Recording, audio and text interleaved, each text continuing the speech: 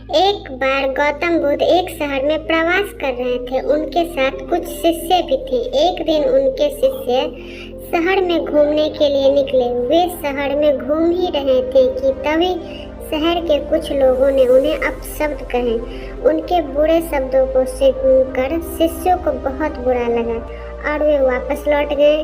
बुद्ध ने देखा कि शहर से लौट कर आए उनके सभी शिष्य बहुत क्रोध में दिखाई दे रहे हैं। उन्होंने शिष्यों से पूछा, क्या बात है, आप इतने तनाव में क्यों हैं? तभी एक शिष्य ने क्रोध में बोला, हमें यहाँ से तुरंत चले जाना चाहिए। जब हम बाहर शहर में घूमने गए थे तो यहाँ के लोगों ने बिना वजह हमें बहुत बुरा भला कहा। जिस जगह हमारा सामान नहीं हो वहाँ हमें नहीं रहना चाहिए।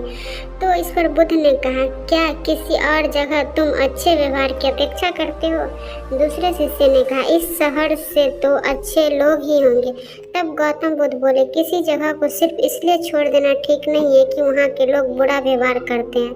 हमें तो कुछ ऐसा करना चाहिए कि जिस स्थान पर भी जाएं उस स्थान को तब तक नहीं छोड़े जब तक अपनी अच्छाइयों से वहाँ के लोगों को सुधार न दे।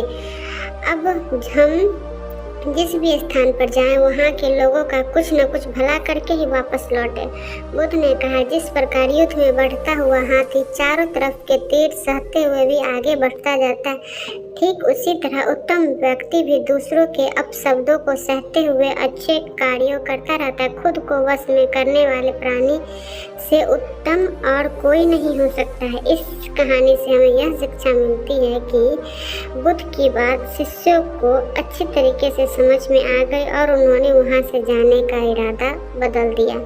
इस कहानी का तात्पर्य है कि हमें दूसरों के बहकावे में आकर अपना काम को नहीं रोकना चाहिए बल्कि करते रहना चाहिए।